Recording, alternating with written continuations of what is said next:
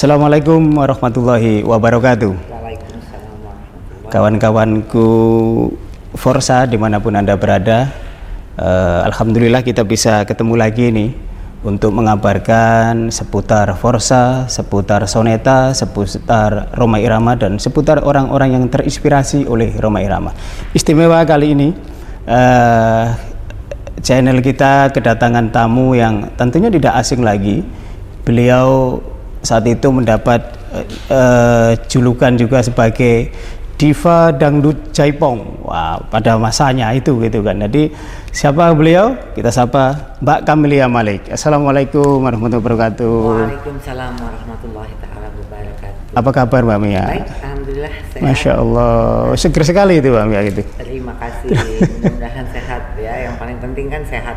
Alhamdulillah, teman-teman Forsa se-Indonesia banyak yang ngirim atensi ke saya. Coba dihadirkan Mbak Camelia Malik dong gitu. Kenapa? Karena Mbak Camelia Malik itu salah satu ikon yang sangat dekat dengan Rhoma Irama. Oh, iya. Dengan 2 film, 1 FTV. Film apa itu? Nada-Nada Rindu dan Jaga Suara ya. Jaga Suara gitu. Mbak Mia, saya mereview sedikit nih. Awal Mbak Mia terjun ke dangdut itu, setahu saya sebelumnya itu masuk ke dunia peran dulu. Awalnya itu main film seni peran dulu di film gitu. Bisa diceritakan nggak awal muasalnya itu? Iya, muasalnya keluarga saya memang keluarga seni ya. Artinya ayah saya punya perusahaan film Persari Film, kemudian bikin film dari tahun 50. Jadi ada 2 perusahaan film legendaris di Indonesia ini. Yang pertama adalah Persari milik Jamaluddin Malik, yang kedua adalah Perfini milik Bapak Haji Usmar Ismail. Jadi artinya dunia itu udah biasa saya lihat dari masih kecil, lihat orang syuting apa. Tapi pada saat ayah saya ada, baru Mas Ahmad Albar aja yang main film saya. Nah kemudian setelah ayah saya meninggal, ada satu perusahaan film punyanya Ibu Citra Dewi, ya itu dia meminta saya untuk main sebagai peran Ratna bersama Rahmat Kartolo.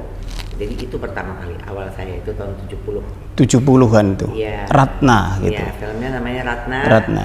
Saya berperan bersama Bapak Hamid Arif almarhum, Ibu Citra Dewi almarhum, kemudian Rahmat Kartolo almarhum. Itu awal karir. Awal karir. Jadi memang bukan musik ya. Nah, awal karir musik dangdut saya itu dari Renold Panggabean, itu Tarantula. Itu di tahun 77 rilis lagu Colak-Colek itu tahun 79. 79. Oke. Itu awal Colak-Colek. Mula-mulanya sih iseng-iseng aja, dia mau coba-coba dangdut. Karena pada dasarnya tuh sebenarnya saya tuh seneng semua warna musik, semua. Tapi karena waktu itu kakak saya Ahmad itu di rock, jadi memang saya bersama dia terus menemani rock gitu ya. Nah, tapi saya lihat dangdut itu memang musik rakyat banget gitu ya. Terus berkembang sesuai zamannya dan variatif. Tapi kan pada waktu saya tampil itu baru ada Elvi Sukaisi, Rhoma Irama, Bang Mansur, kemudian Meggy Z, Ida Laila, ya, seperti itu kan. Nah, Renold bikin Tarantula untuk saya. Itu modern dangdut.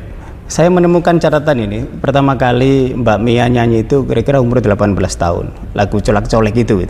Lagu Colak, dan itu booming sekali. Itu umur saya udah 26. Oh, 26 ya? Justru. Oh, oke. Jadi emang saya mulainya justru setelah sama Renold.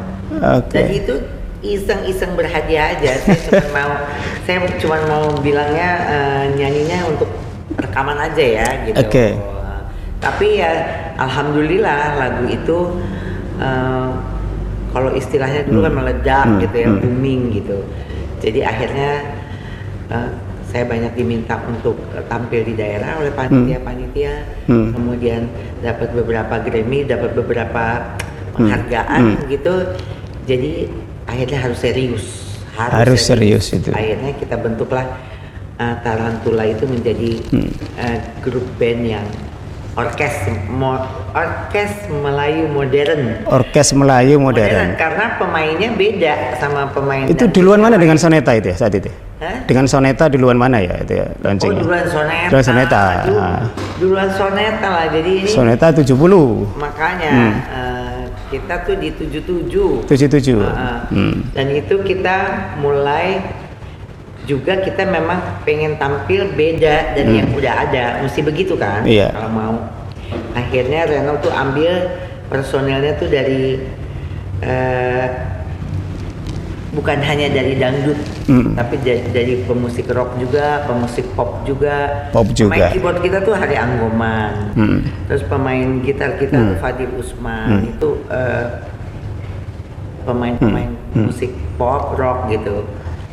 Oke, benar. Jadi Mbak Mia ini disejajarkan juga dengan artis Rhoma Irama, Elvi Sukaesti, Rita Sugiarto gitu. Bahkan tercatat Mbak Mia ini pernah live show di Jepang ya.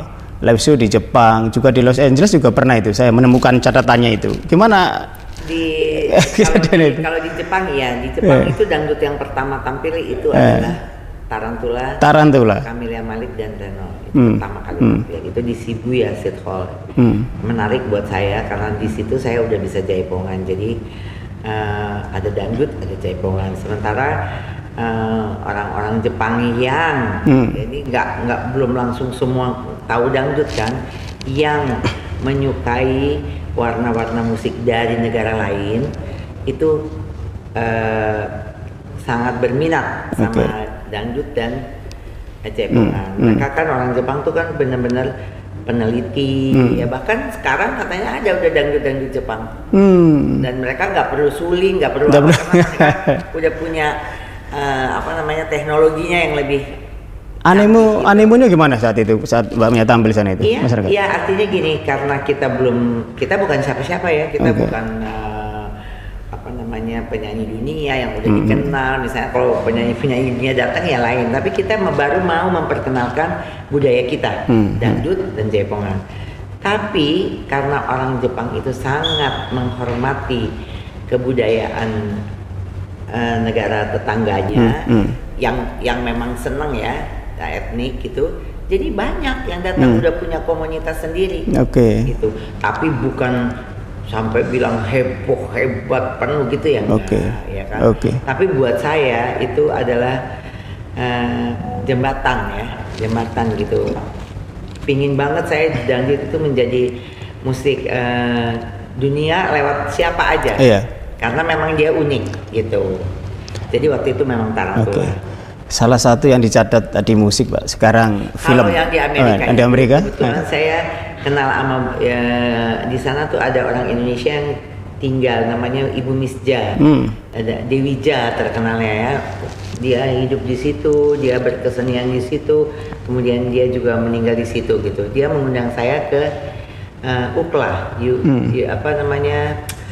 UCLA lah, universitas karena dia banyak memperkenalkan tari-tarian Indonesia kepada mahasiswa-mahasiswa di sana. UCLA University. Habis itu saya tampil lah di situ.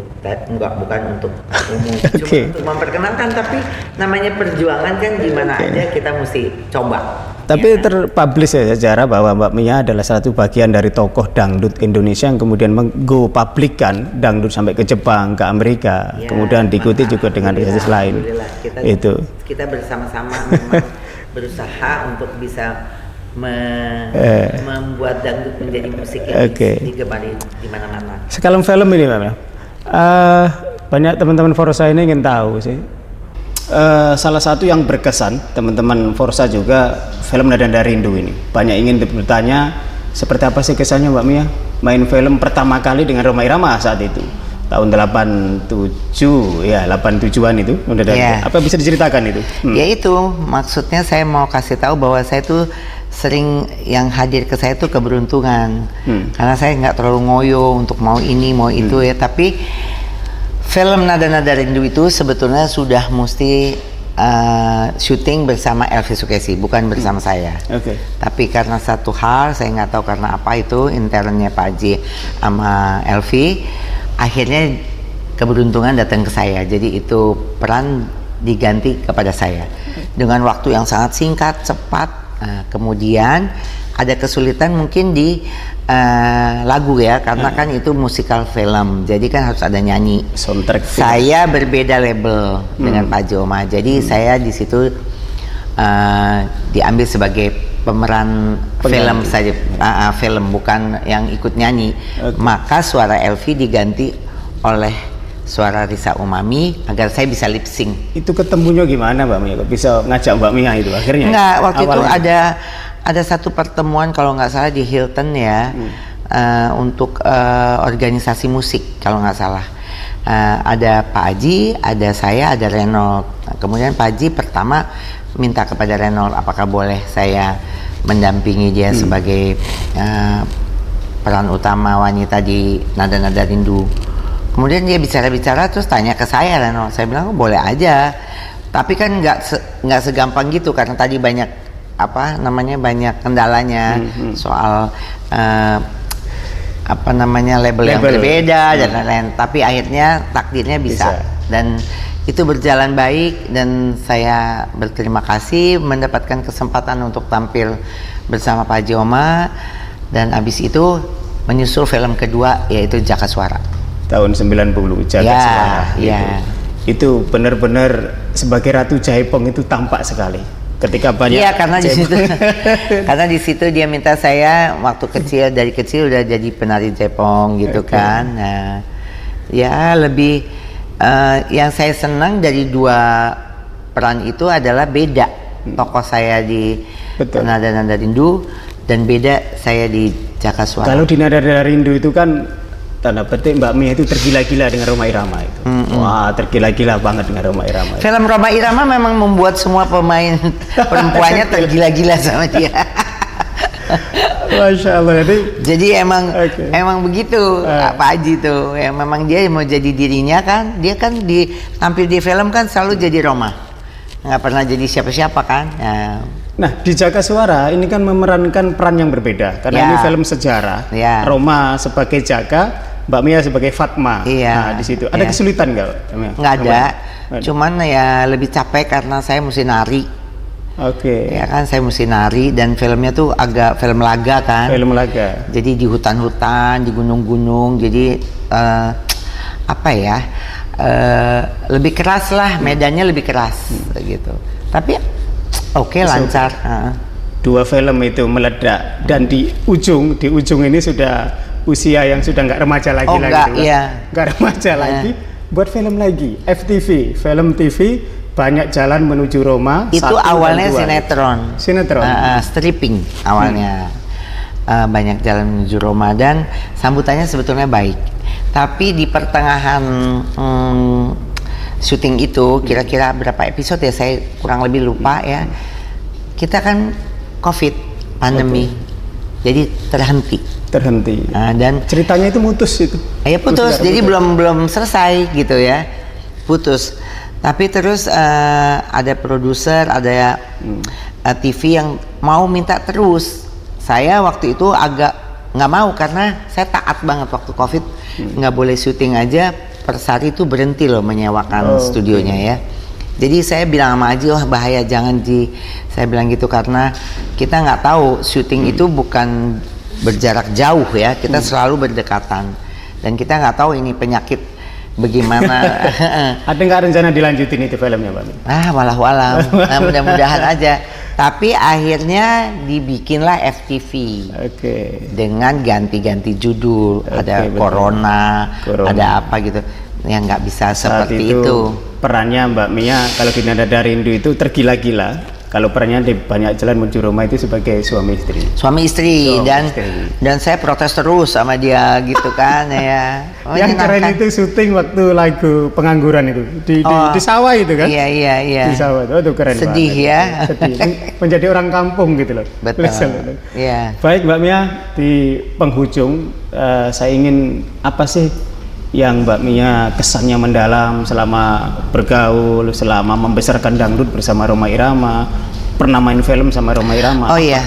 Nah, pertama saya harus akui bahwa Pak Haji Oma itu adalah pejuang ya, artinya di dangdut ya gitu. Kemudian dia selalu membuat lagu-lagu yang bermutu kalau buat saya ya, secara syair ya. Dan boleh dibilang satu-satunya grup dangdut yang bertahan sampai 50 tahun bersama-sama, walaupun takdir menentukan personelnya harus berganti. Betul. Ya karena kita semua kan harus meninggal ya, jadi pergantiannya tuh karena memang meninggal. Dan saya akan terus mendoakan mudah-mudahan Pak Haji Oma sehat afiat, amin ya Allah, dan bisa bahagia di hari tua, amin. Dan apa namanya, bisa terus menghibur ya insya Allah. Tapi yang pasti dia membumi lah, dia membumi ya. Ya jadi pesan, ya pesannya ya sekarang di hari tuanya mudah-mudahan masih tetap bisa bahagia, masih menciptakan atau tidak. Artinya Pak Haji itu kan ada selalu di hati pencinta musik khususnya dangdut ya. Dan saya bahagia juga bisa ikut berjuang bersama Pami pada saat itu ya. Kemudian berjuang untuk dangdut sehingga musik dangdut bisa terus berjalan walaupun memang jenis musik ini selalu penuh tekanan, artinya jatuh bangun kan, tapi dia terus ada karena memang dangdut itu memang menengah ke bawah, melayani masyarakat yang membutuhkan hiburan. Jadi bravo dangdut, bravo. Ada pergeseran dangdut Mbak Mia sekarang ya. Banyak dangdut itu dikoplo-koploin gitu, sampai pernah Pak Haji Roma bilang marah lah gitu, jangan pernah mengkoplokan lagu Romai Rama. Tapi kan udah dikoplo-koplo juga kan. Artinya gini, artinya dangdut ini tuh berkembang sesuai dengan zamannya dan sesuai dengan pelakunya yang hadir di tahun-tahun berikutnya kan. Jadi ada yang disco dangdut, ada yang koplo dangdut, ada yang etnik dangdut, macam-macam lah ya, macam-macam. Ya mudah-mudahan dangdut originalnya, artinya klasik dangdutnya terjaga. Eksis itu. Karena kita juga nggak bisa maksa orang lain kan untuk menjadi diri kita. Paling akhir untuk generasi dangdut yang sini Mbak Mia, tentu kan beda ya suasana dangdut zaman Mbak Mia dulu dengan dangdut sekarang. Apa sih untuk generasi yang penerus dangdut yang sekarang ini? Artinya bagi saya perbedaan itu pasti ada, pasti ada, dan itu terserah kepada pencintanya karena dia akan memilih kan, memilih dan memilah gitu ya. Tapi bagi saya karena dangdut tuh pernah menjadi musik yang paling dihina kalau menurut saya. Musik comberan, musik nggak bermutu, kampungan, erotis, apa segala macam udah ya. Dan kita semua udah buktikan bahwa hadir juga penyanyi-penyanyi dangdut yang layak ya kan. Banyak penyanyi-penyanyi dangdut yang baik, dan baik dan buruk itu kembali lagi sekarang kepada selera kan, begitu kan. Selalu di apa namanya, digesernya kepada selera. Jadi saya cuma mau bilang jaga dangdut kita. Artinya saya nggak bisa pesan buat yang pendatang baru harus begini harus begitu, karena mereka punya konsep sendiri, mereka mau jadi diri sendiri juga, bukan mau jadi kita. Tapi artinya jaga, karena awal-awal dangdut ini keras semua, senior tuh bekerja keras untuk membuat dangdut bisa tampil sejajar dengan warna musik lain di bangsa kita. Mudah-mudahan dangdut go internasional bisa tercapai lewat siapa saja. Amin amin. Mbak Mia, makasih banyak sudah membersamai kita, kawan-kawan Forsa se-Indonesia. Forsa mencintai Pak Haji Roma Irama, juga mencintai Mbak Mia. Terima kasih. Jadi Forsa for Mia. Forza for Mia. Jadi banyak sekali yang masuk ke kita supaya minta Mbak Mia itu dihadirkan, itu ada di kawan-kawan Forza. Terima kasih. Jadi Forza juga boleh menyaring, Forza juga boleh ikut membantu perjalanan dangdut supaya jadi lebih apa ya, tetap menghibur. Betul. Tapi tetap mendidik. Dangdut bisa kemudian sekarang sedang diusulkan untuk di UNESCO. Ya. Kemudian berhasil itu. Bismillah. Bisa warisan bangsa ini warisan tak benda ya Pak. Iya, Warisan tak benda iya. itu. Mbak Mia makasih banyak Sama-sama. sudah bersama kami. Terima Doa kasih kami semua Mbak banyak. Mia sehat, sukses. Sama-sama. Kemudian yang paling penting itu sehat walafiat itu Mbak Amin. Mia. Kita tetap saling doa. Amin, amin ya Allah. Baik kawan-kawan Forsa, demikian tadi bincang-bincang kita bersama Mbak Kamelia Malik atau Mbak Mia. Kalau yang bernostalgia, nada-nada rindu bernostalgia jaga suara, beliaulah Mbak Fatma yang ngasih madu di penjara ketika Roma mau tanding di film Jaga Suara yang luar Iya. biasa itu. Kita doakan Mbak Kamelia Malik dan keluarga sehat terus, eksis terus, Amin. terus berkarya dan terus menghibur masyarakat Indonesia. Terima kasih Tanpa Roma banyak. Irama, tanpa Kamelia Malik dan tanpa senior-senior dangdut lain yang nggak bisa kita sebut, dangdut tentu nggak bisa sebesar seperti sekarang. Dangdut go internasional. Sampai jumpa lagi dalam kabar Forsa, kabar Roma, kabar tentang soneta dan orang-orang yang terinspirasi oleh Roma Irama. Wassalamualaikum warahmatullahi wabarakatuh. Waalaikumsalam warahmatullahi taala wabarakatuh. Saya Forsa Official. Pasang terus di channel saya Forsa Official, keren.